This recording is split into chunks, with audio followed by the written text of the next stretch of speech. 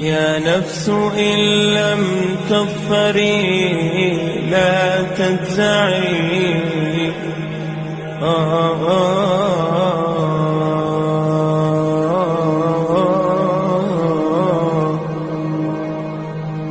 يا نفس إن لم تظفري لا تجزعي، وإلى موائد جود مولاك ارعي.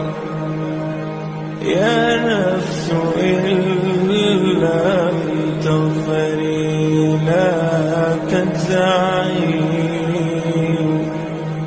وإلى موائد جود مولاك ارعي.